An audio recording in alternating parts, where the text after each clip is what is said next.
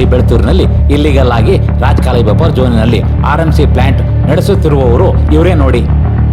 Litigation ಜಮೀನು ಖರೀದಿಸಿ apartment ನಿರ್ಮಿಸುವುದೇ ಇವರ ಕೆಲಸವಂತೆ. ಹೌದು, ಈಗ ನಾವು ತೋರಿಸುತ್ತಿರುವ ವ್ಯಕ್ತಿಯ ಹೆಸರು ಮಧು ಅಂತೆ.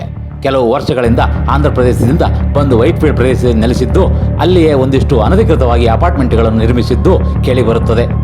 ಸಮರ್ಪಕವಾದ ರಸ್ತೆಗಳು ಇಲ್ಲದ ಜಾಗದಲ್ಲಿ ರಾಜಾರೋಷವಾಗಿ ಅನಧಿಕೃತವಾಗಿ ಸಣ್ಣ ಸಣ್ಣ ಅಪಾರ್ಟ್ಮೆಂಟ್ಗಳನ್ನು ನಿರ್ಮಿಸುವ ದಂಧೆಯನ್ನು ಇದೇ ಮಧು ಎನ್ನುವರು ಆರಂಭಿಸಿದ್ದನ್ನು ವೈಟ್ಫೀಲ್ಡ್ನ ಸ್ಥಳೀಯರು ಚಾನಲ್ಗೆ ಮಾಹಿತಿಯನ್ನು ಹೇಳಿದ್ದಾರೆ. ಈ ಹಿಂದಿನ BBMP ಮಾಜಿ ಸದಸ್ಯರೊಂದಿಗೆ ಸೇರಿಕೊಂಡು ಸರ್ಕಾರಕ್ಕೆ ತೆರಿಗೆಯನ್ನು ವಂಚಿಸಿ ಯಾವುದೇ ಲೀಗಲ್ ಪ್ಲಾನ್ ಇಲ್ಲದೆ ನಿಯಮಾವಳಿಗಳನ್ನು ಪಾಲಿಸದೆ ಮನಸ್ಸಿಗೆ ಬಂದಂತೆ ಅಪಾರ್ಟ್ಮೆಂಟ್ಗಳನ್ನು ಕಟ್ಟಿಸಿದ್ದು ಸಾಕ್ಷಿ ಇದೆ. ಈ ವ್ಯಕ್ತಿಗೆ ಮುನ್ನೇ ಕೊಳಲದಲ್ಲಿರುವ ಕಾಂಗ್ರೆಸ್ನ ಮುಖಂಡರು ಬೆಂಬಲವಾಗಿದ್ದಾರೆ ಎನ್ನುವ ಮಾತು ಕೂಡ ಕೇಳಿಬರುತ್ತದೆ. ಸದ್ಯ ಈ ಮಧು ಎನ್ನುವ ವ್ಯಕ್ತಿ ಬೆಳ್ತೂರಿನಲ್ಲಿ ರಾಜಾರೋಷವಾಗಿ ಕಾಂಕ್ರೀಟ್ ಮಿಕ್ಸಿಂಗ್ ಪ್ಲಾಂಟ್ ನಡೆಸಿಕೊಂಡು ದಿನಕ್ಕೆ ಲಕ್ಷಾಂತರ ರೂಪಾಯಿ ದೋಚುತ್ತಿರುವುದಾಗಿ ಸ್ಥಳೀಯರು ಆರೋಪಿಸುತ್ತಾರೆ.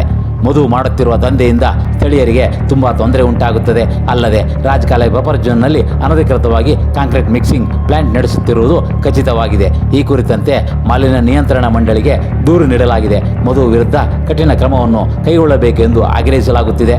ಸದ್ಯ ಬೆಳ್ತೂರಿನಲ್ಲಿ ಮಧು ಎನ್ನುವರು ಶರಣ್ಯ ಎನ್ನುವ ಹೆಸರಿನಲ್ಲಿ ದೊಡ್ಡ ಅಪಾರ್ಟ್ಮೆಂಟ್ ನಿರ್ಮಾಣ ಮಾಡಲು ಮುಂದಾಗಿದ್ದು ಅದು ಕೂಡ ಅನಧಿಕೃತ ಎನ್ನುವುದು ತಿಳಿದು ಬಂದಿದೆ. ಹಾಗಾಗಿ ಇವರ ಬಳಿಯಲ್ಲಿ ಗ್ರಾಹಕರು ಅಪಾರ್ಟ್ಮೆಂಟ್ ಖರೀದಿಸಬಾರದು ಎನ್ನುವ ಮಾತು ಕೇಳಿಬರುತ್ತಿದೆ.